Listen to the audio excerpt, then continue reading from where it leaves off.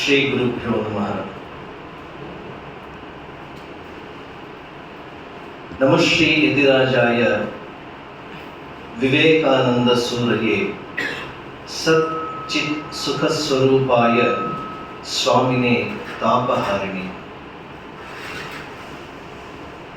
ಈಗಾಗಲೇ ನಾವು ನಿಗದಿಪಡಿಸಿದ ಸಮಯವನ್ನು ಮೀರಿದ್ದೇವೆ ಮತ್ತು ಪ್ರಾರಂಭದಲ್ಲಿ ಹೇಳಿದ ಹಾಗೆ ನೀವೆಲ್ಲರೂ ಕೂಡ ಪ್ರಜ್ಞಾವಂತರು. ನಿಮಗೆ ಹೆಚ್ಚು ಹೇಳುವ ಅವಶ್ಯಕತೆ ಇಲ್ಲ.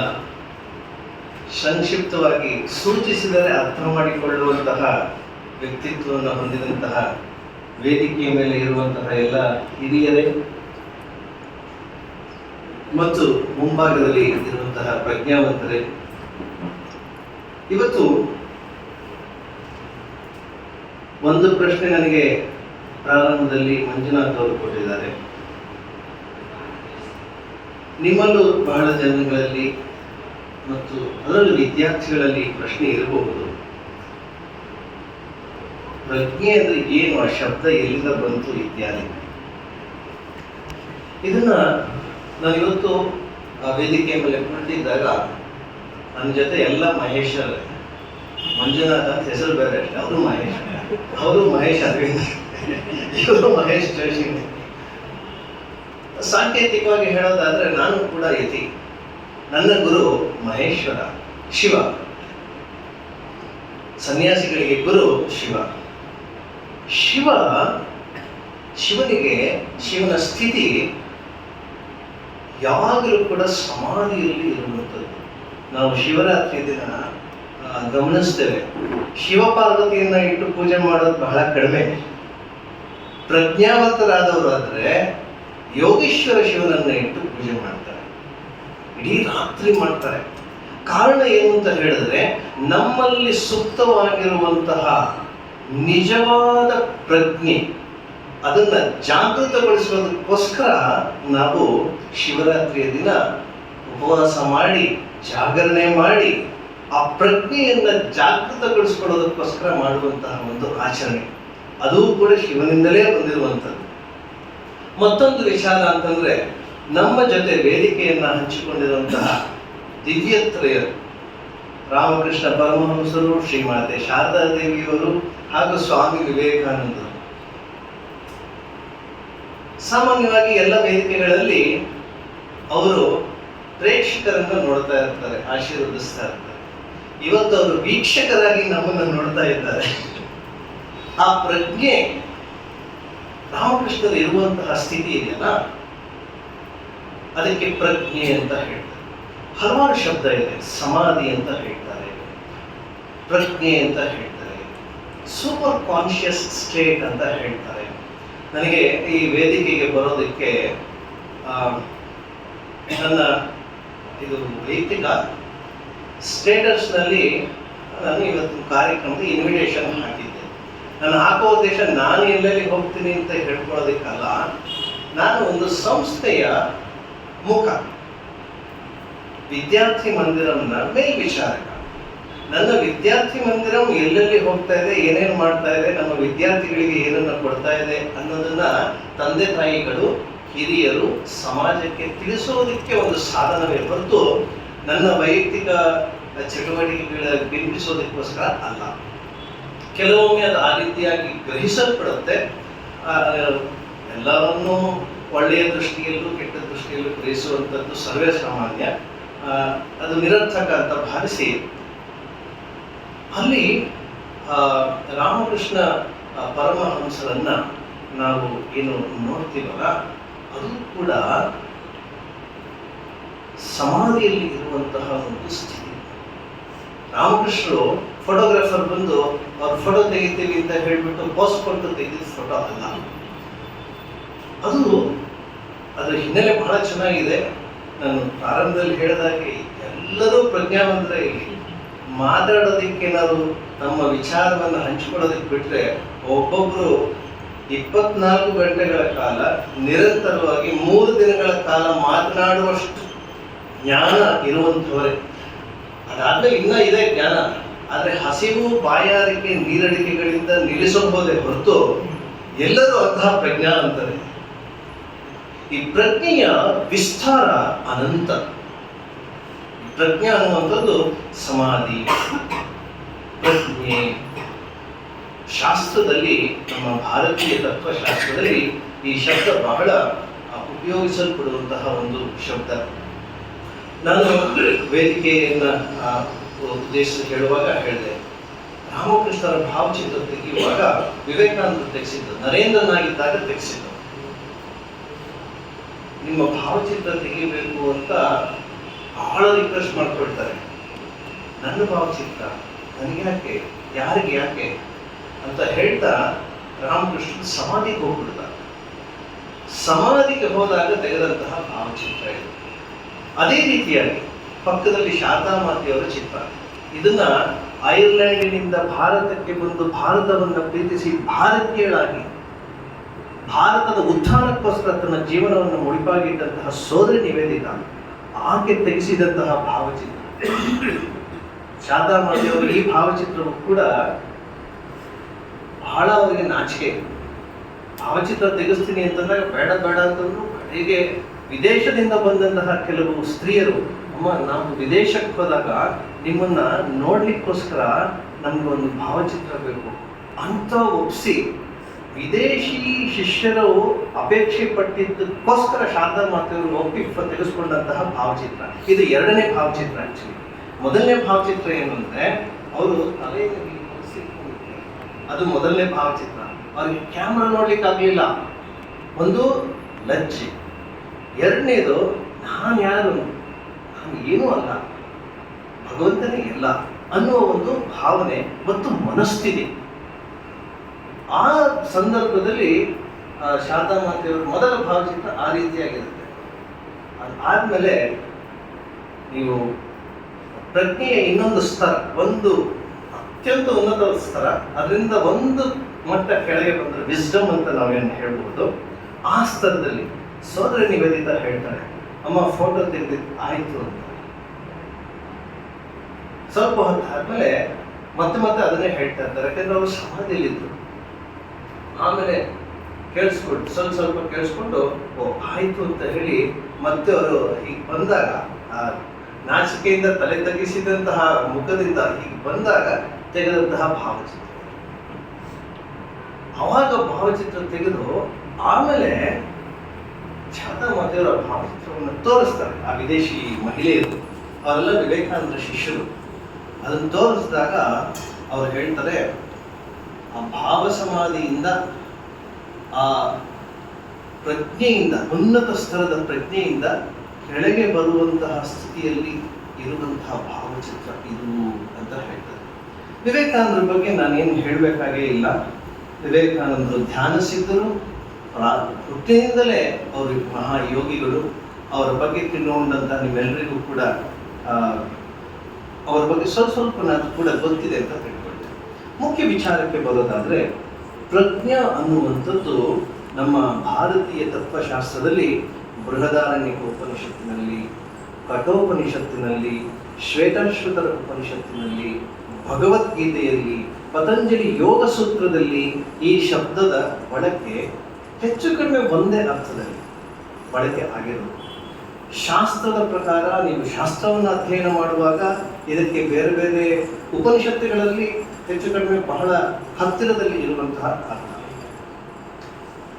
ಆದರೆ ಅದನ್ನ ಭಗವದ್ಗೀತೆಯಲ್ಲಿ ಬಳಸುವಾಗ ಸ್ವಲ್ಪ ಬೇರೆ ರೀತಿಯಲ್ಲಿ ಹೇಳ್ತಾರೆ. ನಾನು ಈ ಶಬ್ದವನ್ನ ಯಾಕೆ ಪರಿಚಯಿಸುವಂತ ಪ್ರಯತ್ನ ಮಾಡೋದಕ್ಕೆ ಅದು ಕೂಡ ಅಂದ್ಕೊಂಡಿದ್ದೆ. ಆದರೆ ನಮ್ಮ ಮಂಜುನಾಥ್ ಅವರು ಹೇಳಿದ್ರು ಅದನ್ನ ತಿಳ್ಕೊಳ್ಳೋದಕ್ಕೆ ಬಹಳ ಕಾತರನಾಗಿದ್ದೀನಿ ಅಂತ. ನಮ್ಮ ಮಹೇಶ್ ಜೋಶಿ ಅವರು ಒಂದು ಘಟನೆ ಹೇಳಿದ್ರು ಕಡೆಯಲ್ಲಿ, ನೋವನ್ನು ತೋರಿಸುವಂತ ಹೇಳಿ. ಅದೇ ರೀತಿಯಾಗಿ ಅದನ್ನೇ ಮುಂದುವರಿಸ್ತಾ ನಾನು ಮಾತನಾಡೋದಾದ್ರೆ, ಪ್ರಜ್ಞೆ ಅಂದ್ರೆ ಏನು ಅದನ್ನ ತೋರಿಸಿ ಅಂತ ಹೇಳಿದ್ರೆ ನಾನು ತೋರಿಸ್ಲಿಕ್ಕಾಗಲ್ಲ, ನಾನು ಮೌನವಾಗಬೇಕಾಗ್ತದೆ. ಯಾಕಂದ್ರೆ ಬಾಯಿನಿಂದ ಹೇಳಲಿಕ್ಕೆ ಆಗೋದಿಲ್ಲ. ಇದು ಅತ್ಯಂತ ಉನ್ನತವಾದಂತಹ ಮನಸ್ಸನ್ನು ಮೀರಿದಂತಹ ಒಂದು ಸ್ಥಿತಿ ಈ ಪ್ರಜ್ಞೆ. ಆದರೆ ಈ ಯಾರು ವೇದಾಂತವನ್ನು ಓದಿದ್ದೀರಿ ನೀವೆಲ್ಲರೂ ಕೂಡ ಇದನ್ನ ತಿಳ್ಕೊಂಡಿರ್ತೀರಿ. Whatever exist is nothing but God. ಕ್ಷಮಿಸ್ಬೇಕು, ಮಾತಿನ ಮರದಲ್ಲಿ ಇಂಗ್ಲಿಷ್ ವಾಕ್ಯ ಬಂತು. ಸ್ಟೇಟಸ್ ಬಗ್ಗೆ ಅವಾಗ ಹೇಳ್ತಾ ಇದ್ದೆ ನಾನು. ಆ ಸ್ಟೇಟಸ್ ಅನ್ನು ನೋಡಿದಾಗ ಒಬ್ಬರು ನನಗೆ ವಾರ್ನಿಂಗ್ ಕೊಟ್ಟಿದ್ರು, ನೀವು ಕನ್ನಡ ಸಾಹಿತ್ಯ ಪರಿಷತ್ತಿನ ವೇದಿಕೆಗೆ ಹೋಗ್ತಾ ಇದ್ದೀರಿ, ಇಂಗ್ಲಿಷ್ ಬಳಕೆಯನ್ನ ಮಾಡದಂತೆ ನೋಡಿಕೊಳ್ಳಿ. ಮಹೇಶ್ ಜೋಶಿ ಕರೆದವರೇ, ಅವರ ರೆಪ್ರೆಸೆಂಟೇಟಿವ್ ದೂರದಲ್ಲಿ ಇರೋದು ಆಗಲೇ ಸೂಚಿಸಿ. ಇರಲಿ, ಭಾಷೆ ಮುಖ್ಯ ಅಲ್ಲ, ಭಾವ ಮುಖ್ಯ. ರಾಮಕೃಷ್ಣರು ಕರ್ನಾಟಕದವರ, ಶಾರದಾ ಮಾತೆ ಕರ್ನಾಟಕದವರ. ಆದರೆ ನಾವಿವತ್ತು ಅವ್ರನ್ನ ಎಷ್ಟು ಒಪ್ಪಿ ನಮ್ಮ ಜೀವನದಲ್ಲಿ ಹಾರಿಸ್ಕೊಂಡಿದ್ದೀವಿ. ಇಡೀ ಕರ್ನಾಟಕದ ಜನತೆ ರಾಮಕೃಷ್ಣ ಮಠವನ್ನು ಎಷ್ಟು ಆಧರಿಸಿ, ಪೋಷಿಸಿ, ಬೆಳೆಸಿ, ಉಳಿಸಿ ಮುಂದಿನ ಜನಾಂಗಕ್ಕೆ ಕೊಟ್ಟಿದ್ದಾರೆ. ಜ್ಞಾನಕ್ಕೆ ಜಾತಿ, ಭಾಷೆ, ಗಡಿಗಳ ಮಿತಿ ಇಲ್ಲ. ಈ ಪ್ರಜ್ಞೆ ಅನ್ನುವಂಥದ್ದು ಅಂತಹ ಒಂದು ಅವಸ್ಥೆ. ಉಪನಿಷತ್ತಿನಲ್ಲಿ ಇದನ್ನ ಬೇರೆ ಬೇರೆ ಅರ್ಥದಲ್ಲಿ, ಆದರೆ ಬಹಳ ಸಾಮೀಪ್ಯ, ಎಲ್ಲ ಅರ್ಥಗಳು ಕೂಡ ಬಹಳ ಸಮೀಪದಲ್ಲಿ ಇರುವಂಥದ್ದು, ಅದನ್ನು ಉಪಯೋಗಿಸಿದ್ದಾರೆ. Whatever exist is nothing but God ಅಂತ ಹೇಳ್ತಾರೆ. ಇದು ಒಂದು ವಾಕ್ಯವನ್ನು ನಾವು ತಿಳ್ಕೊಳ್ಳೋಣ. ಈ ಪ್ರಜ್ಞೆ ಅನ್ನುವಂಥದ್ದು ಬೇರೆ ಬೇರೆ ಸ್ತರಗಳಲ್ಲಿ ಬೇರೆ ಬೇರೆ ರೀತಿಯಾಗಿ ಗ್ರಹಿಸಲ್ಪಡುತ್ತೆ. ಇರೋದು ಒಂದೇನೆ. ಅದನ್ನು ಕಾನ್ಷಿಯಸ್ನೆಸ್ ಅಂತ ಹೇಳಿ, ಚೈತನ್ಯ ಅಂತ ಹೇಳಿ, ಪ್ರಜ್ಞೆ ಅಂತ ಹೇಳಿ, ಬ್ರಹ್ಮ ಅಂತ ಹೇಳಿ, ಆತ್ಮ ಅಂತ ಹೇಳಿ, ಪರಬ್ರಹ್ಮ ಅಂತ ಹೇಳಿ, ಶಬ್ದಗಳು ಬೇರೆ ಬೇರೆ ಅಷ್ಟೇ, ಆದರೆ ಈ ಎಲ್ಲದರ ಸ್ವರೂಪ ಒಂದೇ.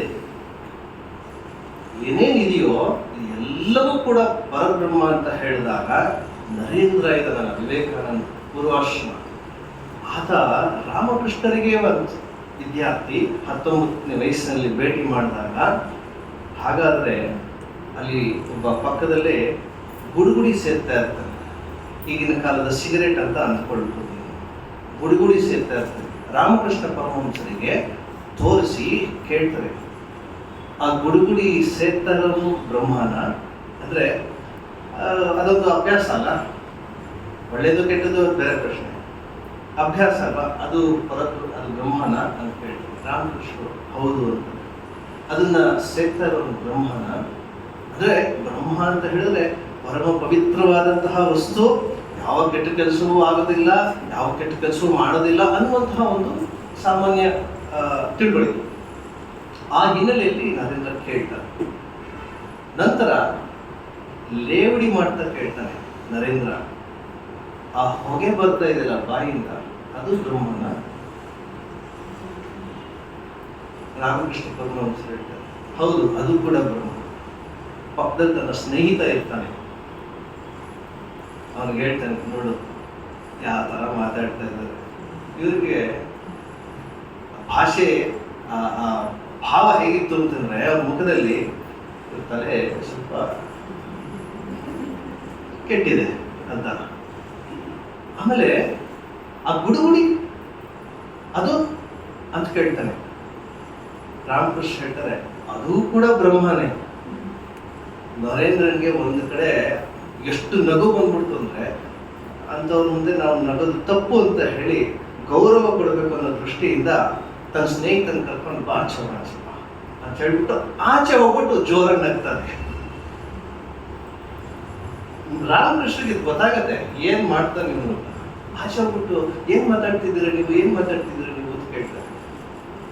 ಅಷ್ಟೊತ್ತಿಗೆ ನರೇಂದ್ರ ಕಾನ್ವರ್ಸೇಷನ್ ಮುಗಿಸಿರ್ತಾನೆ. ಇದಕ್ಕಿಂತ ಏನಾದರೂ ಹುಚ್ಚು ವಾಕ್ಯಗಳೇನಾದರೂ ಇದೆಯಾ?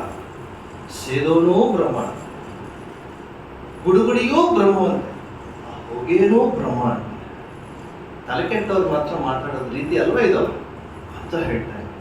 ಆದರೆ ಇದೇ ನರೇಂದ್ರ 3 ವರ್ಷಗಳ ಬಳಿಕ ಅವನಿಗೆ ಅನುಭವ ಆದಾಗ ಯಾವುದು ಏನೇನು ಇದೆಯೋ ಎಲ್ಲವೂ ಕೂಡ ಆ ಚೈತನ್ಯದಿಂದ ಕೂಡಿದೆ, ಆ ಪರಬ್ರಹ್ಮನಿಂದಲೇ ಆಗಿರುವಂಥದ್ದು ಗೊತ್ತಾದಾಗ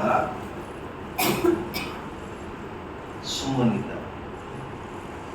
ಪ್ರಜ್ಞೆಯ ಹಲವು ಮುಖಗಳನ್ನು ನಾನು ನಿಮ್ಮೊಂದಿಗೆ ಹಂಚಿಕೊಳ್ಳೋದಕ್ಕೆ ಪ್ರಯತ್ನ ಪಡ್ತಾ ಇದ್ದೀನಿ. ತಾತ್ವಿಕ ಹಿನ್ನೆಲೆ, ನಮಗೆ ಅರ್ಥ ಆಗುವಂತಹ ಮಟ್ಟ, ಮತ್ತು ಈಗ ಮುಖ್ಯವಾಗಿ ಇದೆಲ್ಲವೂ ತತ್ವಜ್ಞಾನಕ್ಕೆ, ತತ್ವಚಿಂತನೆಗೆ ಸಾಧ್ಯ. ಅದು ಇವತ್ತು ನಮ್ಮ ದೈನಂದಿನ ಬದುಕಿನಲ್ಲಿ ಪ್ರಜ್ಞಾ ಅನ್ನುವಂತಹ ಸಂಸ್ಥೆಯ ಮೂಲಕ ತರುವಂತಹ ಪ್ರಯತ್ನ ಮಾಡ್ತಾರೆ. ಇದು ಇನ್ನೊಂದು ಮುಖ ಅಂತ ನಾನು ಭಾವಿಸ್ತೇನೆ. ಈ ಪ್ರಜ್ಞೆಗೆ ಎರಡು ಮುಖ ಇದೆ. ಒಂದು ತಾತ್ವಿಕ ಮುಖ, ಇನ್ನೊಂದು ವ್ಯಾವಹಾರಿಕ ಸ್ತರದಲ್ಲಿ ಇರುವ ಮುಖ. ಇದು ನಮ್ಗೆ ಇವತ್ತು ಬಹಳ ಇಂಪಾರ್ಟೆಂಟ್. ನಮ್ಮ ಕನ್ನಡ ಸಾಹಿತ್ಯ ಪರಿಷತ್ತಿನ ಈ ನೆಲದಲ್ಲಿ ಬಂದಂತಹ ಕವಿಗಳು ಕ್ರಾಂತದರ್ಶಿಗಳು. ಒಂದು ಕಡೆ ಸಾಹಿತ್ಯ, ಇನ್ನೊಂದು ಕಡೆ ಭಾವನೆಗಳು, ಇನ್ನೊಂದು ಕಡೆ ಭಾಷೆ. ಆದರೆ ಕೆಲವು ಕವಿಗಳಲ್ಲಿ ತತ್ವಚಿಂತನೆ ಎಷ್ಟು ಆಳವಾಗಿತ್ತು ಅಂತ ಹೇಳಿದ್ರೆ ಅಂತಹ ನೆಲದಲ್ಲಿ ನಾವಿವತ್ತು ಕುಳಿತಿದ್ದೇವೆ. ಅದು ಕೂಡ ನನಗೆ ಬಹಳ ಹೆಮ್ಮೆಯ ಒಂದು ಸಂಗತಿ ಜೋಶಿಯವರೇ. ಕನ್ನಡ ಸಾಹಿತ್ಯ ಪರಿಷತ್ತಿನ ಭವನದಲ್ಲಿ ಪ್ರಜ್ಞಾ ಅನ್ನುವಂತಹ ಹೆಸರಿನ ಮೂಲಕ ಇವತ್ತು ದತ್ತಿ ಸಂಸ್ಥೆ ಪ್ರಾರಂಭ ಆದ್ರೂ ಕೂಡ ಈ ಶಬ್ದ ಮತ್ತೆ ಮತ್ತೆ ಪುನರುಚ್ಚರಿಸಲ್ಪಡ್ತಿದೆ. ಈ ಜಾಗ ಏನಿದೆಯಲ್ಲ, ಇದೇ ಇದ್ರ ಮುಂಭಾಗದಲ್ಲಿ ಇದೆಯಲ್ಲ ಸಂಸ್ಕೃತ ವಿಶ್ವವಿದ್ಯಾನಿಲಯ ಅಂತ ಇವತ್ತು ಕರೆಯಲ್ಪಡುತ್ತೆ. ಸಂಸ್ಕೃತ ಕಾಲೇಜ್ ಅಂತ ಮೊದಲು ಕರೆಯಲ್ಪಡ್ತಿತ್ತು. ಜಯಚಾಮರಾಜೇಂದ್ರ ಸಂಸ್ಕೃತ ವಿದ್ಯಾಲಯ ಅಂತ ಮೊದಲು ಕರೆಯಲ್ಪಡ್ತಿತ್ತು. ಇದೇ ಪ್ರಜ್ಞೆ, ಚೈತನ್ಯ ಇವುಗಳ ವಿಷಯವಾಗಿ ಸಾವಿರಾರು ಗಂಟೆಗಳ ಕಾಲ ಪಂಡಿತರು ವಿದ್ಯಾರ್ಥಿಗಳಿಗೆ ತಿಳಿಸಿಕೊಡುವಂತಹ ಪ್ರಯತ್ನ ಮಾಡಿದಂತಹ ಜಾಗ ಇದು. ಬಹುಶಃ ಆ ಒಂದು ಹಿನ್ನೆಲೆಯಲ್ಲೇ ಅವರನ್ನ ಕರ್ಮ, ಅವರ ಭಾವನೆಗಳು ಇವತ್ತು ಈ ವೇದಿಕೆಗೆ ಕರ್ಕೊಂಡು ಬಂದಿದೆ ಅಂತ ನಾನು ಭಾವಿಸ್ತೇನೆ. ನಾವು ಸಂಸ್ಥೆಯನ್ನ ಮಾಡುವಾಗ ಈ ವ್ಯಾವಹಾರಿಕ ಸ್ತರದಲ್ಲಿ ಮೊದಲು ಅದನ್ನ ಈ ಅವರ ಪರಿಕಲ್ಪನೆಯನ್ನು ಕೇಳಿದಾಗ ಬಹಳ ಸಂತೋಷ ಆಯಿತು. ಕಾರಣ ಏನು ಅಂತ ಹೇಳಿದ್ರೆ, ಮೊದಲು ನಮ್ಮ ವಿದ್ಯಾರ್ಥಿ ನಮಗೆ ಬಂದಿದ್ರು ಅವರು. ಮತ್ತೆ ಆತ್ಮೀಯವಾಗಿ ನಾವು ಮಾತನಾಡಿದ್ದು ಅವರು ರಿಟೈರ್ಡ್ ಆದ್ಮೇಲೆ ಶಿಕ್ಷಕರಿಗೆ ಏನು ಕೆಲಸ ಇರುತ್ತೆ? ಏನು ಇರಲ್ಲ ಅಂತ ಅಂದ್ಕೊಂಡಿದ್ದಾರೆ. ಆದರೆ ಅವರೆಲ್ಲರೂ ಕೂಡ ಜ್ಞಾನದ ಆಗರ, ಎಕ್ಸ್ಪೀರಿಯನ್ಸ್, ಅನುಭವದ ಸಾರ ಅವರಲ್ಲಿ ಇರ್ತದೆ. ಅದನ್ನು ಹಂಚಿಕೊಳ್ಳಬೇಕು ಅನ್ನೋ ಒಂದು ಆಸೆಯೇ ಇರ್ತದೆ. ಆದರೆ ಅದಕ್ಕೆ ಸಂಘಟಕರು, ಸಂಘಟನೆಗಳು ಇದಕ್ಕೆ ಪ್ರತಿಸ್ಪಂದಿಸುವುದಿಲ್ಲ. ಇದನ್ನು ನಾನು ಗಮನಿಸಿದ್ದೀನಿ. ಕಿದ್ವಾಯ್ನಲ್ಲಿ ಕ್ಯಾನ್ಸರ್ ಆಸ್ಪತ್ರೆಯಲ್ಲಿ ನಾವು ಸೇವೆ ಮಾಡಲಿಕ್ಕೆ ಹೋಗ್ತಾ ಇದ್ವಿ. ತಿಂಗಳಿಗೆ ಒಂದು ಸತ್ಸಂಗ ಮಾಡ್ತಾ ಇದ್ವಿ. ಅಲ್ಲಿ ಸತ್ಸಂಗ ಮಾಡೋ ಉದ್ದೇಶ ಏನು ಅಂತಂದ್ರೆ, ರೋಗಿಗಳ ಅಟೆಂಡೆನ್ಸ್ ಇದ್ದಾರೆ, ರೋಗಿಗಳಿಗೆ ಏನು ಗೊತ್ತಾಗಲ್ಲ, ಹೆಚ್ಚಿನವ್ರಿಗೆ ಗೊತ್ತಾಗಲ್ಲ. ಅವ್ರ ಅಟೆಂಡೆನ್ಸ್ ಯಾರಿದಾರಲ್ಲ ಅವರು 2 ವಾರ 4 ವಾರ 6 ವಾರ ದಿನ ಅಲ್ಲ, 2 ವಾರ 4 ವಾರ 6 ವಾರ ಆ ವಾತಾವರಣದಲ್ಲಿದ್ದು ಅವರು ಕೂಡ ಒಂದು ರೋಗಿಗಳ ರೀತಿಯಲ್ಲೇ ಆಗ್ಬಿಟ್ಟಿದ್ದಾರೆ. ಅವರ ಮನಸ್ಥಿತಿ ಹಾಗಾಗೋಗಿರುತ್ತೆ. ಅಲ್ಲಿ ನಾವು ಸತ್ಸಂಗವನ್ನ ಮಾಡಲಿಕ್ಕೆ ಅಲ್ಲಿ ಹೋಗ್ತಾ ಇದ್ವಿ. ನಾವು ಈ ಉನ್ನತ ವಿಚಾರಗಳನ್ನ ಅಲ್ಲಿ ಹೇಳಲಿಕ್ಕಾಗ್ತದ? ಹಾಡಿನ ಮೂಲಕ, ಭಜನೆಯ ಮೂಲಕ ಅದನ್ನ ಹೇಳ್ತಾ ನಾವು ಅಲ್ಲೂ ಕೂಡ ಯಾವ ರೋಗಿಯ ಒಳಗಡೆ ಭಗವಂತ ಇದ್ದಾನೆ, ನೀನು ಶರೀರ ಅಲ್ಲ ಆತ್ಮ, ಶರೀರಕ್ಕೆ ಸಾವಿದೆ ಹೊರತು ನಿನಗೆ ಸಾವಿಲ್ಲ ಅನ್ನುವಂಥ ತತ್ವವನ್ನ ಸೂಕ್ಷ್ಮವಾಗಿ ಹಾಡಿನ ಮೂಲಕ ಹೇಳುವಂಥ ಪ್ರಯತ್ನವನ್ನು ಕೂಡ ಮಾಡ್ತಾ ಇದ್ವಿ. ಈ ಪ್ರಜ್ಞಾ ಎಲ್ಲ ಕಡೆಯೂ ವ್ಯಾಪಿಸಿರುವಂಥದ್ದು. ಈ ವಿಚಾರವನ್ನ ನಾವು ಎಲ್ಲ ಕಡೆಗೂ ಸಾಗಿಸುವಂಥದ್ದು, ಮುಟ್ಟಿಸುವಂಥದ್ದು ನಮ್ಮೆಲ್ಲರ ಕರ್ತವ್ಯ. ಇದು ಮೊದಲನೇ ವಿಚಾರ. ಎರಡನೆಯದಾಗಿ, ಈ ವ್ಯಾವಹಾರಿಕ ಸ್ತರಕ್ಕೂ ಪಾರಮಾರ್ಥಿಕ ಸ್ತರಕ್ಕೂ ಸಂಬಂಧ ಇದೆಯಾ ಅಂತ ಪ್ರಶ್ನೆ ಬರುತ್ತೆ. ವಿವೇಕಾನಂದರು ಬಹಳ ಸುಂದರವಾಗಿ ಹೇಳ್ತಾರೆ, all of us R travelling. ನಾವೆಲ್ಲರೂ ಕೂಡ ಕೆಳಗಿನ ಮಟ್ಟದ ಸತ್ಯದಿಂದ ಉನ್ನತ ಮಟ್ಟದ ಸತ್ಯದ ಕಡೆಗೆ ಪ್ರಯಾಣಿಸುತ್ತಿದ್ದೇವೆ. We are all traveling from lower truth to the higher truth. ಈ ಸಂಸ್ಥೆಯ ಮೂಲಕ ನಾವು ಪ್ರಜ್ಞಾ ಅನ್ನುವಂಥದ್ದನ್ನ 2 ಮುಖಗಳನ್ನು ನಾವು ಪರಿಚಯಿಸಬೇಕು. ಪ್ರಾರಂಭದಲ್ಲಿ ವ್ಯಾವಹಾರಿಕ ಸ್ತರದಿಂದ ಪ್ರಾರಂಭಿಸಿದ್ರೂ ಕೂಡ ನಿಜವಾಗಿ ನಿಮ್ಮ ಬೋಧನೆ, ನಿಜವಾಗಿ ನಿಮ್ಮ ಗುರಿ, ನಮ್ಮ ಮಂಜುನಾಥ್ ಅವರು ಹೇಳಿದ ಹಾಗೆ ಅವರ ಎಸೆನ್ಸ್ ಆಫ್ ದೇರ್ ಲೈಫ್ ಶರೀರದಲ್ಲ, ಪಂಚಭೂತಗಳಲ್ಲ, ಹೊರಗಡೆ ಇರುವಂತಹ ಪರಮಾತ್ಮ ಇದನ್ನಲ್ಲ, ಆತ್ಮ ಇದನ್ನಲ್ಲ, ಅದನ್ನು ತಿಳಿಸ್ಕೊಡುವಂಥದ್ದೇ ಮುಖ್ಯ ಉದ್ದೇಶ. ವಿವೇಕಾನಂದರು ಹೇಳ್ತಾರೆ, ನಾವೆಲ್ಲರೂ ಕೂಡ ಕೆಳ ಸ್ತರದ ಸತ್ಯದಿಂದ ಮೇಲಿನ ಸ್ತರದ ಸತ್ಯದ ಕಡೆಗೆ ಪ್ರಯಾಣಿಸುತ್ತಿದ್ದೇವೆ. ಇದನ್ನು ನಾವು ತೆಗೆದುಕೊಂಡ್ರೆ ನಮಗೊಂದು ಲಿಂಕ್ ಸಿಗುತ್ತೆ, ಕನೆಕ್ಷನ್ ಸಿಗುತ್ತೆ.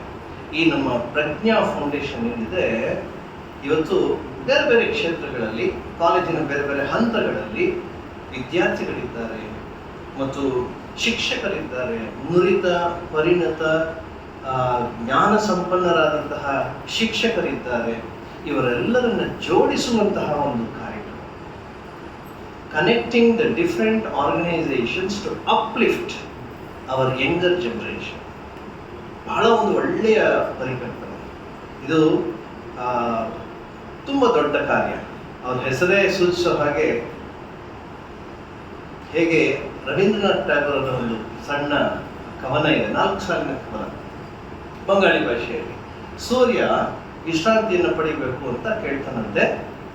ಯಾರು ಬರ್ತೀರಾ ನನ್ನ ಜವಾಬ್ದಾರಿನ ತೆಗೆದುಕೊಳ್ಳೋದಿಕ್ಕೆ ಅಂತ ಕೇಳ್ತಾನಂತೆ. ಯಾರು ಬರೋದಿಲ್ವಂತೆ. ಆಗ ಕಡೆಯಲ್ಲಿ ಒಂದು ಹಣತೆ ಬರುತ್ತಂತೆ. ಒಂದು ಹಣತೆ ಬಂದು, ಅಯ್ಯ ಸೂರ್ಯದೇವ, ನಿನ್ನಷ್ಟು ಕೊಡೋಕ್ಕಾಗದೇ ಇರ್ಬೋದು, ಆದರೆ ನನಗೆ ಎಷ್ಟು ಶಕ್ತಿ ಇದೆಯೋ ಅಷ್ಟು ಮಟ್ಟಿನ ಬೆಳಕನ್ನು ನಾನು ಕೊಡೋದಕ್ಕೆ ನಾನು ನಿನಗೆ ಸೇವೆ ಮಾಡಿ ಬರ್ತೇನೆ ಅಂತ ಹೇಳಿ ಆ ಹಣತೆ ಮುಂದೆ ಬಂದಂತೆ. ಇದು ಪದ್ಯ.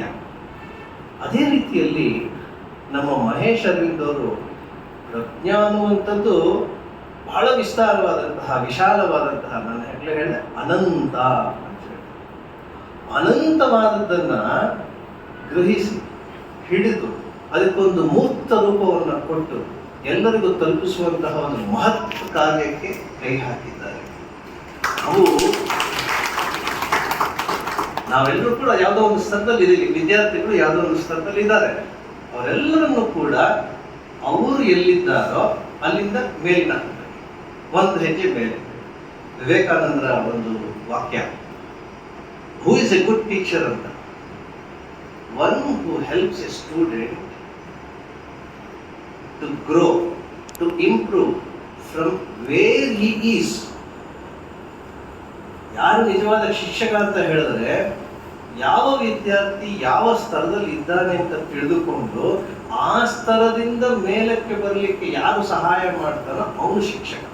ನಾನು ಇದಕ್ಕೆ ವ್ಯಾಖ್ಯಾನ ಮಾಡಲಿಕ್ಕೆ ಹೋಗೋದಿಲ್ಲ, ನಾವೇ ಆಲೋಚನೆ ಮಾಡಿದ್ರೆ ಗೊತ್ತಾಗ್ತದೆ. ಇಂತಹ ಒಂದು ಹಿನ್ನೆಲೆಯಲ್ಲಿ ನಾವು ಈ ಪ್ರಜ್ಞಾ ದತ್ತಿ ಸಂಸ್ಥೆಯನ್ನ ಈ ಒಂದು ರೀತಿಯಲ್ಲಿ ನಾವು ಆಲೋಚನೆ ಮಾಡಿದಾಗ ನಮ್ಮೆಲ್ಲರಿಗೂ ಕೂಡ ಇಂತಹ ಒಂದು ದತ್ತಿ ಸಂಸ್ಥೆಗಳ ಅಗತ್ಯ ಬಹಳ ಇದೆ. ಮತ್ತೆ ನಾನು ಯಾರ್ಯಾರು ಇಲ್ಲಿ ಇವರ ಜೊತೆಗೆ ಹೊಂದಿಸ್ಕೊಂಡಿದ್ದೀರಿ ಅವರೆಲ್ಲರಿಗೂ ಕೂಡ ವೈಯಕ್ತಿಕವಾಗಿ ನಿಮ್ಮೆಲ್ಲರಿಗೂ ಕೂಡ ಅಭಿನಂದಿಸ್ತೇನೆ. ಮುಂದಿನ ಅಂಶ ಹೇಳಲಿಕ್ಕೆ ನಾನು ಇಚ್ಛೆ ಪಡೋದೇನು, ಸಂಘಟನೆ ಅಂತ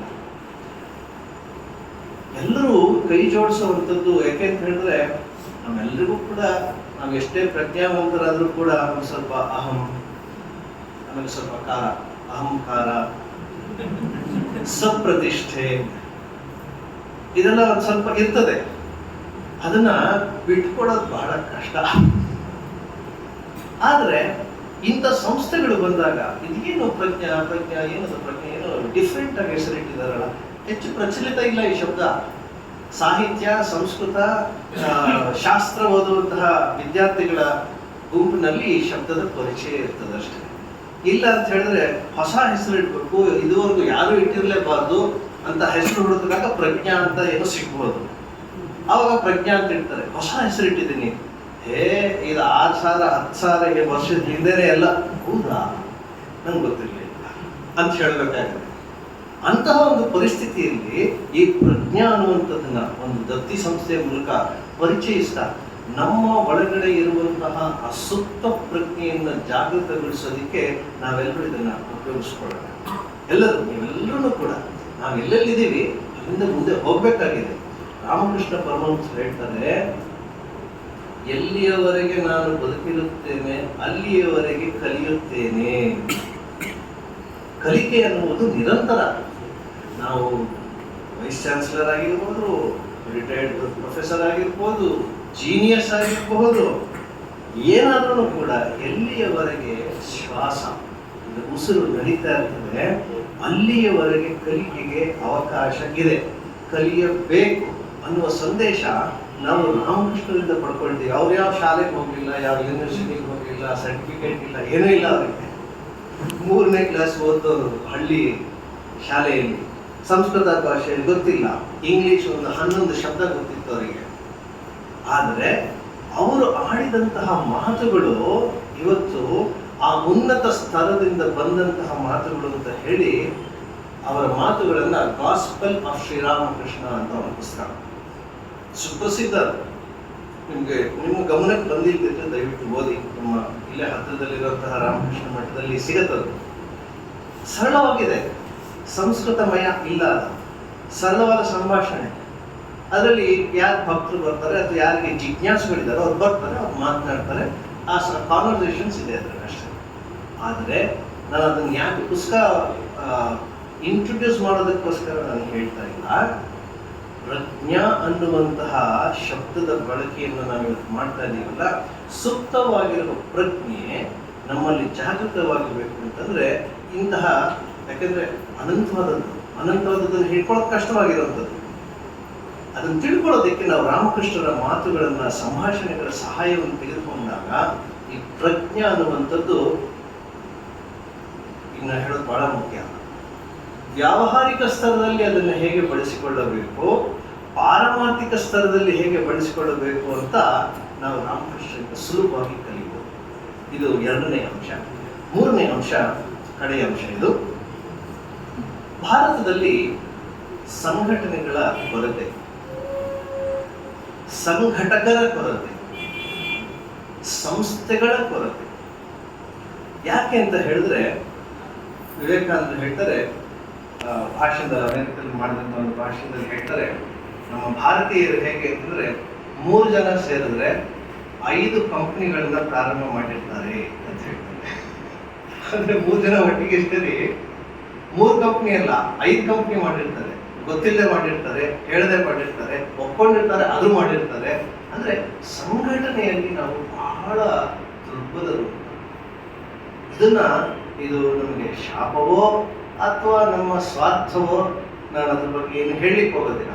ಆದರೆ ರಿಟೈರ್ಡ್ ಆದ ಮೇಲೆ ತಮ್ಮ ವೈಯಕ್ತಿಕ ಹಿತಾಸಕ್ತಿಗಳನ್ನು ಪಕ್ಕಕ್ಕಿಟ್ಟು ಅಥವಾ ಅದಕ್ಕೆ ಗಮನ ಕಡಿಮೆ ಮಾಡಿ ಇಂತಹ ಒಂದು ಸಂಘಟನೆಯನ್ನು ಮಾಡೋದಕ್ಕೆ ಮುಂದೆ ಬಂದಿದ್ದಾರೆ ಅರವಿಂದ್ ಅವರು, ಮಹೇಶ್ ಅರವಿಂದ್ ಅವರು. ನಾನು ಈ ಸಂಘಟನೆ ಈ ಕಲಿಯುಗೆ ಸಂಘಶಕ್ತಿ ಅಂತ ಒಂದು ಮಾತಿದೆ. ಕಲಿಯುಗದಲ್ಲಿ ಎಲ್ಲರೂ ಬುದ್ಧಿವಂತರೆ, ಎಲ್ರಿಗೂ ವಿದ್ಯಾಭ್ಯಾಸ ಸಿಕ್ಬಿಡ್ತು, ಎಲ್ರಿಗೂ ಆರ್ಥಿಕ ಸಬಲತೆ ಬಂದ್ಬಿಡ್ತು. ಆದರೆ ಒಂದೇ ಮನೆಯಲ್ಲಿ 5 ಜನ ಇದ್ರೆ 5 ಜನ ಒಬ್ಬರು ಮುಖ ಒಬ್ಬರು ನೋಡೋದಿಲ್ಲ. 5 ರೂಮ್ ಬೇಕು, 5 ಟಿವಿ ಬೇಕು, 5 ಅಟ್ಯಾಚ್ಡ್ ಬಾತ್ರೂಮ್ ಬೇಕು, ಒಟ್ಟಿಗೆ ಸೇರಿ ಊಟ ಮಾಡೋದಿಲ್ಲ. ಇದು ಮಾಡರ್ನೈಸೇಷನಿನ ಒಂದು ಶಾಪ. ಆದರೆ ಎಲ್ಲರೂ ಯಾವಾಗಲೂ ಕನೆಕ್ಟ್ ಆಗಿರ್ತಾರೆ, ಆದರೆ ಕನೆಕ್ಟ್ ಆಗಿರೋದಿಲ್ಲ ನಿಜವಾಗಿ. ಈ ರೀತಿಯಾದಂತಹ ಒಂದು ಪರಿಸ್ಥಿತಿ ಇದೆ ನಮಗೆ. ಇಂಥದ್ರಲ್ಲಿ ಬೆಂಗಳೂರು ನಗರ ಹಲವು ಸಂಪನ್ಮೂಲಗಳ ಆಗರ. ಇಂಥ ಜಾಗದಲ್ಲಿ ನೀವು ಎಷ್ಟೊಂದು ಜನ, ಕೆಲವರೆಲ್ಲ ನನಗೆ ಪರಿಚಯ ಇದ್ದಾರೆ, ಕೆಲವರ ಬಗ್ಗೆ ನಾನು ಕೇಳಿದ್ದೀನಿ, ಅವ್ರು ಮೆನ್ಷನ್ ಮಾಡಿದವ್ರು ಎಲ್ಲರ ಬಗ್ಗೆನೂ ನಾನು ಕೇಳಿದ್ದೀನಿ. ನೀವೆಲ್ಲರೂ ಕೂಡ ಈ ಪ್ರಜ್ಞಾ ಫೌಂಡೇಶನ್ ಜೊತೆಗೆ ಒಂದು ಸಹಕರಿಸಿ ವಿದ್ಯಾರ್ಥಿಗಳ ಅಭ್ಯುದಯವನ್ನು ಮಾಡೋದಕ್ಕೆ ನೀವು ಮುಂದೆ ಬಂದಿರೋದು ನಿಜಕ್ಕೂ ನನ್ನ ಹೃದಯಾಂತರಾಳದಿಂದ ಹೇಳ್ತೇನೆ. ಮುಂದೆ ಬಂದಿರೋದೇ ಮೊದಲನೇ ಹೆಜ್ಜೆ. ಎಷ್ಟು ಮಾಡ್ತೀರಿ, ಎಷ್ಟು ಮುಂದಕ್ಕೆ ಹೋಗ್ತೀರಿ ನಂತರದ್ದು.